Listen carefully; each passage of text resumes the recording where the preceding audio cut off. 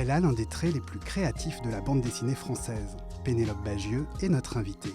Entretien en tête-à-tête, juste après nos recommandations culturelles de la quinzaine. Théâtre. Une jeune chanteuse, son prétendant, est une mystérieuse figure qui hante les lieux. Depuis sa publication il y a un peu plus de 100 ans, Le fantôme de l'opéra de Gaston Leroux a inspiré de nombreux spectacles, films et autant de relectures. Celle qui est à l'affiche du Théâtre Antoine jusqu'au 11 janvier propose de redécouvrir le mythe avec des chansons en français. Mon Dieu, vous allez faire un jaloux. Qui? Il faut m'aimer, Christine. Il faut m'aimer pour que ta voix s'élève. Ne faire confiance à personne. Je ne demande rien en retour. Que mon amour. L'intrigue, revisitée pour tenir en 1h15, est accessible aux enfants dès 8 ans, parfait pour une sortie en famille. Autre œuvre qui a stimulé les imaginaires et eu droit à plusieurs adaptations, Les Liaisons dangereuses de Choderlos de Laclos. Cette grande œuvre de la fin du XVIIIe siècle a inspiré la série Merteuil qui débarque sur HBO Max, au rythme d'un épisode par semaine. Anna Maria Bartolomei incarne le rôle titre aux côtés de Diane Kruger, Lucas Bravo ou encore Vincent Lacoste en vicomte de Valmont. Un casting prometteur et alléchant pour faire vivre une nouvelle fois cette histoire d'orgueil démesuré, de sombres mensonges et de manipulations élevées au rang d'art cruel. On pourrait d'abord langage. Plus il s'annonce, plus il grandit. Et plus il déborde. Vous avez tout ravagé. Maintenant, c'est moi qui viens vous détruire. D'amour ou d'amitié, pour que tu m'aimes encore, j'irai où tu iras, encore un soir, on a toutes et tous dans le cœur une chanson de Céline Dion qui nous parle plus qu'une autre. Dans Céline Dion, 45 ans de succès, le journaliste Jérémy Parère, grand fan de la star québécoise, retrace sa carrière album par album, jusqu'à l'inoubliable Hymne à l'amour interprété à la cérémonie d'ouverture des Jeux Olympiques de Paris. L'occasion de découvrir les petites histoires derrière les grands tubes. On s'en rappellera pas. C'est le titre étonnant du 14e album de Disease. L'artiste de 47 ans y mêle le rap et la pop à des accents techno ou shoegaze. Le résultat est un voyage musical aussi bluffant qu'envoûtant, à travers des textes mélancoliques ou énervés, des chansons d'amour et des messages plus politiques.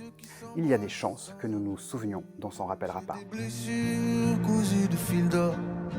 Du coup, quand je vois l'horreur, je pense à l'aurore.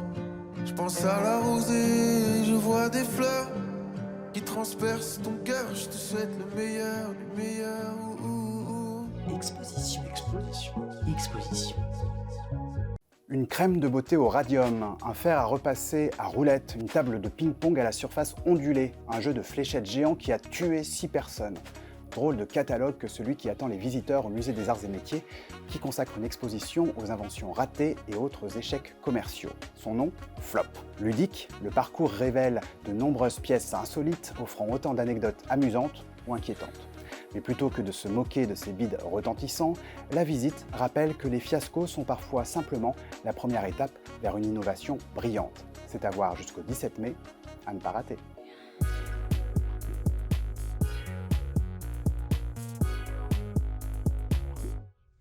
Bonjour Pénélope Bagieux. Bonjour. Alors pour la nuit retrouvée, vous avez travaillé en collaboration avec Lola Lafont.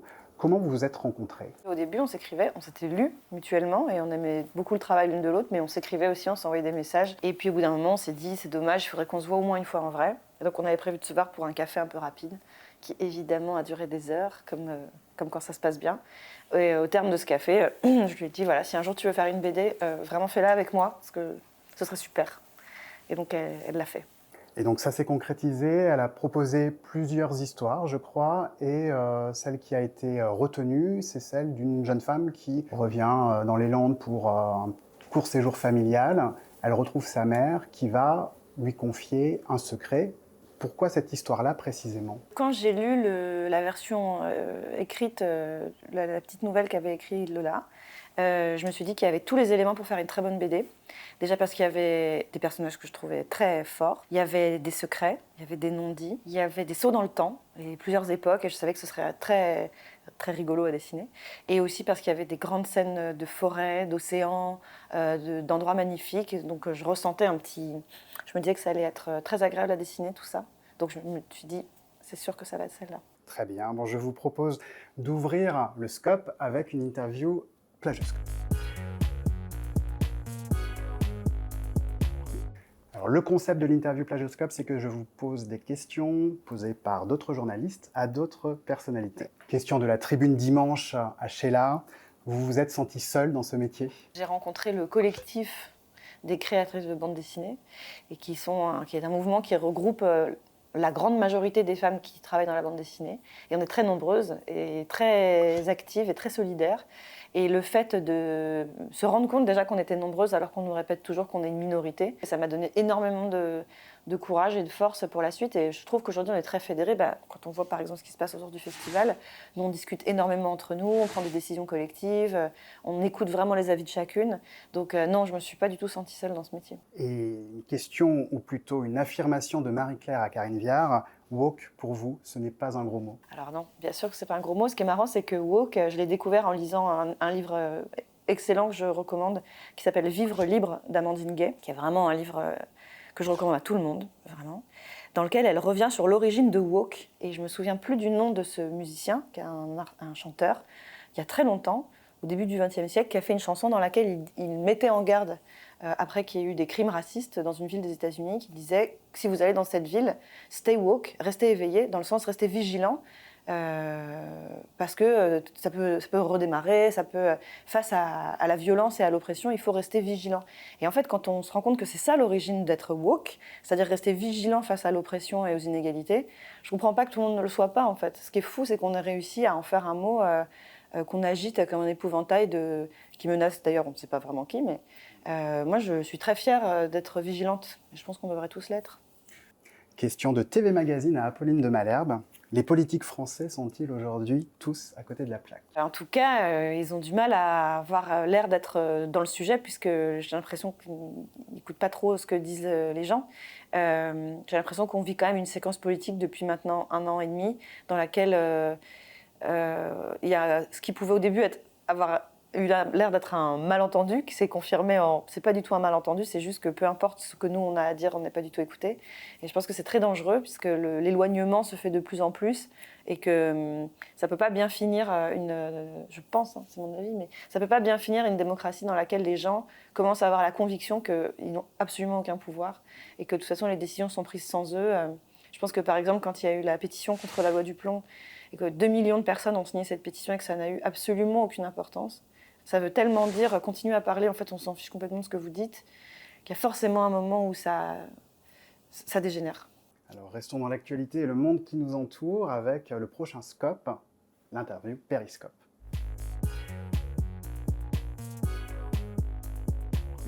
Aux États-Unis, la chaîne Starbucks a présenté des excuses. Pourquoi? Parce que la vente en édition limitée de sa tasse barista, en forme d'ours, a provoqué des bagarres dans ses enseignes. Vous, pour quel objet collector est-ce que vous seriez prête à vous battre? Moi j'ai un péché mignon, c'est les Lego. Je ne peux pas m'empêcher d'être vraiment sur la rareté des Lego quand même toujours, et de guetter les nouveautés. Et d'ailleurs les gens m'envoient les infos au cas où je les rate pour me dire tu as vu qu'ils vont bientôt sortir un set de tel truc. Et j'essaye de garder la tête froide, mais c'est vraiment le truc pour lequel je peux faire des folies. Le 10 novembre dernier, à 11h31, les Françaises ont symboliquement cessé d'être rémunérées jusqu'à la fin de l'année. Est-ce que vous pensez que le jour arrivera où l'écart de rémunération entre les hommes et les femmes sera comblé? Alors je crois que le calcul qui a été fait, c'est qu'au train où ça va, ça aura lieu, mais dans 95 ans, voilà. En tout cas, c'est sûr que s'il n'y a pas une refonte complète de la façon dont on pense la vie, l'entreprise et la façon dont on fait travailler les femmes, ça n'arrivera pas, cette fin de cet écart. Donc c'est fou que ce ne soit pas quelque chose qui soit abordé plus sérieusement, quoi. Voilà. Il est temps d'aborder votre scope à vous, le Pénéloscope. C'est l'occasion de parler de vos envies culturelles. Par exemple, côté série, laquelle est-ce que vous n'avez pas encore regardé et que vous avez hâte de binge-watcher? Alors, qu'est-ce que j'ai pas regardé qui est dans ma liste? C'est pas très original, mais Les Vivants. À peu près tout le monde m'a dit que c'était super. Ce qui est un très bon baromètre pour moi. C'est comme ça que j'ai fini par regarder Empathie, après m'être dit, je sais pas. Et puis comme 15 personnes m'ont dit que c'était extraordinaire, j'ai fini par regarder et c'était effectivement extraordinaire. Question littérature, quel est le livre au sommet de votre pile à lire? J'ai découvert sur le tas Daphné du Maurier. Et je sais que vraiment son œuvre la plus importante, c'est Rebecca. Et donc j'ai lu tout, je me suis gardée Rebecca, qui est un gros bouquin. Et comme ça, je me dis, oh là là, cet hiver-là, toute seule, avec un peu de chance, un temps horrible dehors qui va me rappeler la Cornouaille, je vais lire Rebecca et j'ai assez hâte. Votre recommandation culturelle ultime à vous, l'œuvre que vous conseillez, que vous offrez le plus fréquemment? L'œuvre que j'offre le plus fréquemment, c'est une BD sans surprise. C'est une BD qui s'appelle Fun Home, d'une autrice qui s'appelle Alison Bechdel, qui a écrit cette bande dessinée dans laquelle elle raconte son enfance dans un funérarium, puisque c'était le métier de ses parents, et la façon dont ses parents se sont déchirés, ou dont elle-même s'est construite, a grandi avec un secret de famille, là aussi, quand même assez costaud, et puis sa propre évolution, son coming out, et puis comment elle est devenue écrivaine. Et c'est un livre extraordinaire qui est bardé de prix jusqu'à l'infini, et qui fait toujours mouche quand je l'offre. Même aux gens qui ne lisent pas de BD, une fois qu'ils l'ont lu, ils sont abasourdis, et en général, en plus, ils disent « Je ne savais pas qu'on pouvait raconter tout ça en BD », donc vraiment tout ce qu'on a envie d'entendre. Et c'est formidable. Et récemment, elle a fait une autre bande dessinée qui s'appelle Lessivée, qui vient de sortir, que je recommande aussi. Globalement, offrir du Alison Bechdel, toujours une bonne idée. La prochaine question, ce n'est pas moi qui vais vous la poser, mais notre invité précédent, Bernard Werber. Je vous laisse prendre connaissance de sa question. Alors, peux-tu m'expliquer pourquoi tu t'es habillé précisément comme ça? Alors, pourquoi précisément? Attention Bernard, l'explication va être très étayée et très élaborée. Ce matin, j'étais en retard. Je me suis habillée dans le noir parce que mon mec dormait à côté et que je ne voulais pas le réveiller. Et j'ai pris courageusement les premiers trucs que je trouvais sous la main. Et aussi, j'ai pensé qu'aujourd'hui, j'allais courir partout, que j'avais des tonnes de rendez-vous.